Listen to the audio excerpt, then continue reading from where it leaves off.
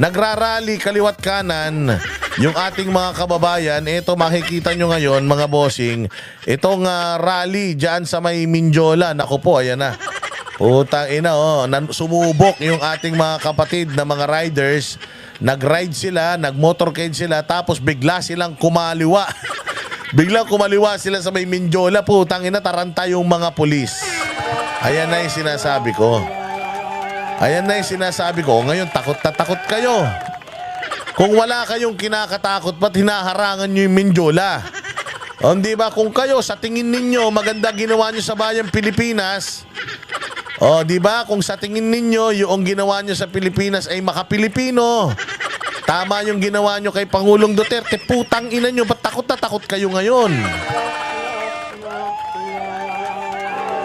Ayan, kitang-kita nyo, yung mga kababayan nating nagmo-motorcade, ulitin natin. Ayan, ayan yung mga kababayan natin, tumungo diretso sa Malacanang.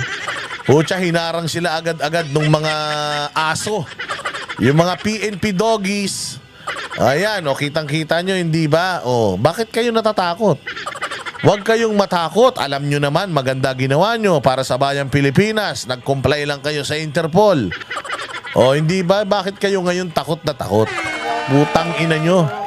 Gagawin nyo yan, tapos ngayon maggagaganyan kayo. Hindi ba? Hindi tayo nagtatawag ng gulo. Tayo lang. Bakit? Taxpayers money. Kalsada ng taxpayers yan.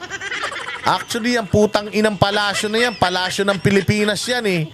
Dapat nga yan, hindi yan sa kanila lang. Dapat lahat tayo nakakapasok dyan eh.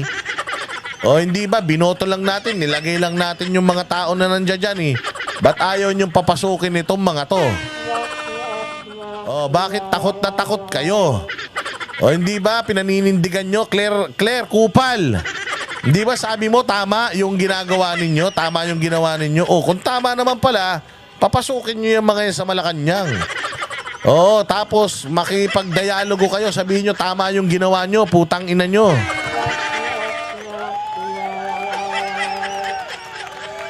Hindi hihinto ang taong bayan hanggat hindi pinapauwi si Pangulong Duterte. Kaya puta ka ba, Bongbong? Hoy, gumising ka na. Ikaw ang nag-traitor kay Bongbong, dinala mo siya doon. Kung ako sa'yo, ikaw na rin ang magsimulang mag-ayos ng pagbalik niya dito.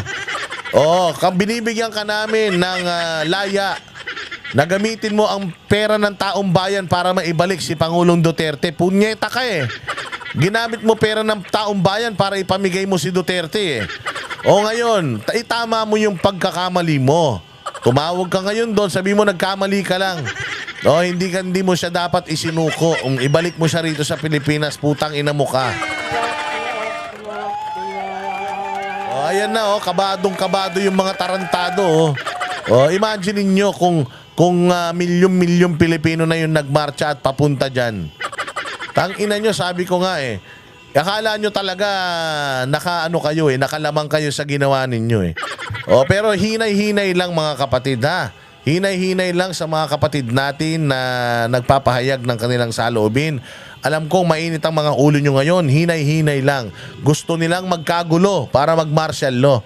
At pag nag-martial law, wala pong magaganap na eleksyon.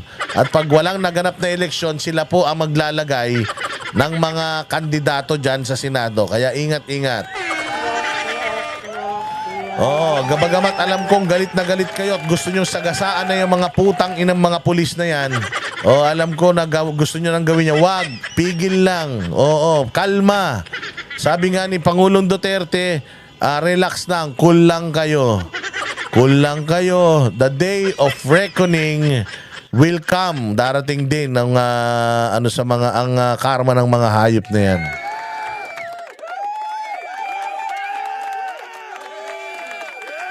Hindi ba? So talagang ito mga bossing, ito pang isang intel natin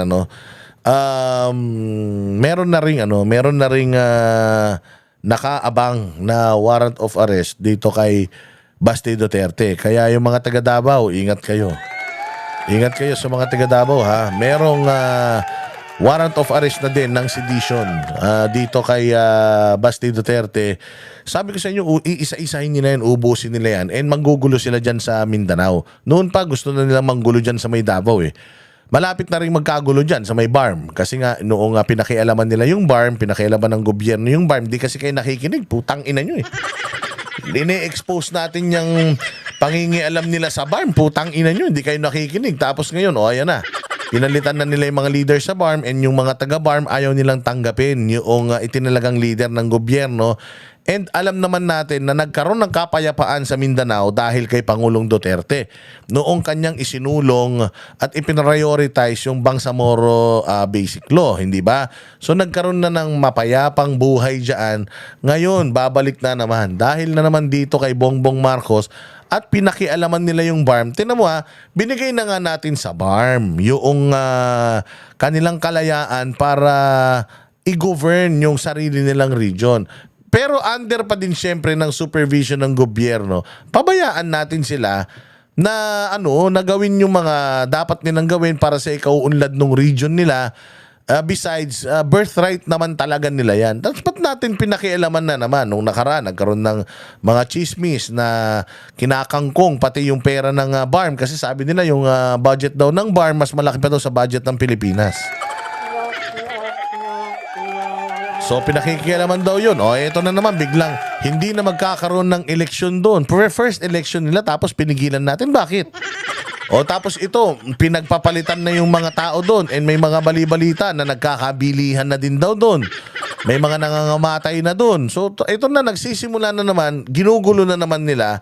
Dahil sa corruption nila, ginugulo na naman nila yung mga inayos na nga eh. Inayos na din Pangulong Duterte, ginugulo nyo na naman eh. Tapos magkakaroon na naman ng walang katapusang patayan dyan.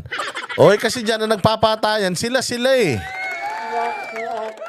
Inayos na nga eh, ginawa na nga peaceful ni Pangulo yan eh, ni Duterte, tapos ginulo nyo. Tapos ngayon, may mga nilagay silang tao, hindi sila papayag, so baka magkagulo na naman dyan. Tapos dito naman sa Davao, kita mo naman, pinapasok yung mga property ng mga Duterte. Bakit? Wala namang kaso si Pangulo dito sa Pilipinas. Di ba nga, wala ni isang kaso dito. Ang kaso ni Pangulong Duterte nasa ibang bansa. Bakit Bakit papasukin yung mga property niya? Ano yun? Ano naman nangyayari? Bakit ganyan? So, gusto talaga nilang inisin yung mga taga Davao para yung mga taga Davao mabuang. Tapos mangagat itong mga taga Davao, lumaban itong mga taga Davao, tapos ayan na. Magdideklara na silang martial law. Anong gagawin nila sa Davao? Walang eleksyon. Lalagay nila yung mga Nograles. Kasi ito masaklap, na-eliminate na nila yung mayor. Yung mayor, kasi hindi nila kayang manalo sa Davao, mga bossing. Hindi nila kayang manalo ng patas sa Davao. Kaya ngayon, itong mga kumag na nagsasabuatan dyan, una nilang in-eliminate si Pangulong Duterte. Siyempre, si Pangulong Duterte, tuloy-tuloy pa rin yung kanyang pagiging kandidatong mayor. Pag nanalo si Basti, nanalo si Duterte, wala si Duterte, si Basti pa rin ang mayor. Ngayon, ang gagawin nila, wala na si Duterte, si Basti naman ang kanain natin. Ngayon, si Basti naman ang kanain natin. Anuhin natin, sampahan natin na masandamukal na kaso para makulong. So yan, nakaredy na din yan. One of these days, makikita nyo kung papatay-patay tayo, pati si Basti, wala na yan. Aarestuhin nila yan si Basti. Ganun ang nila. Kasi nga sabi ko sa inyo, ang isang kademonyuhan, pag pinayagan natin, susundan nila na yan mas sa marami pang kademonyuhan. Kaya kung ganito lang tayo, petiks-petiks lang, ibahala, magugulo talaga ba yung Pilipinas? Kami ang boses ng masa, hindi natatakot. Katotohanan lang, di kami nalulunod. Walang bahid ng sismis, lahat ay totoo. Kahit sino ka pa, pag mali ka babanatan ka. Walang pinipili kulay, wala kaming kinikilingan. Basta para sa bayan, kami lalaban. Pag tama palakpakan, pag mali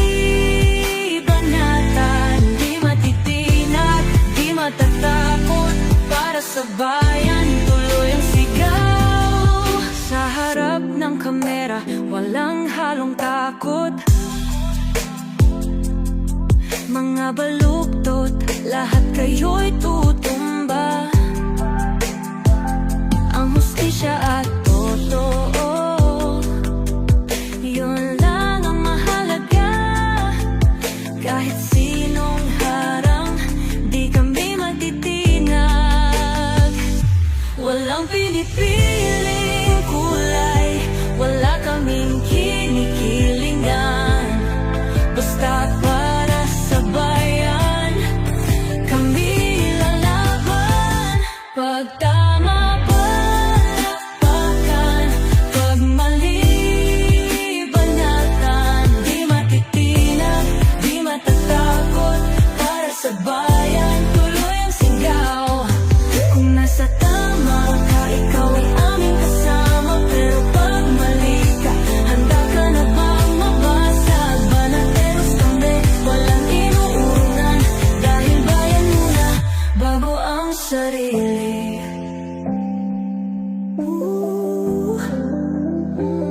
Bago ang sarili.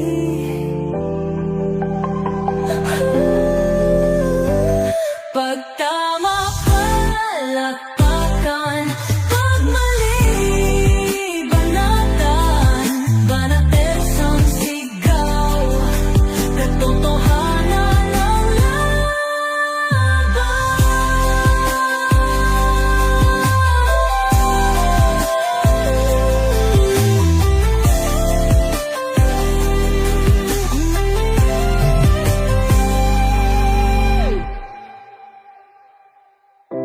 sa harap ng kamera, walang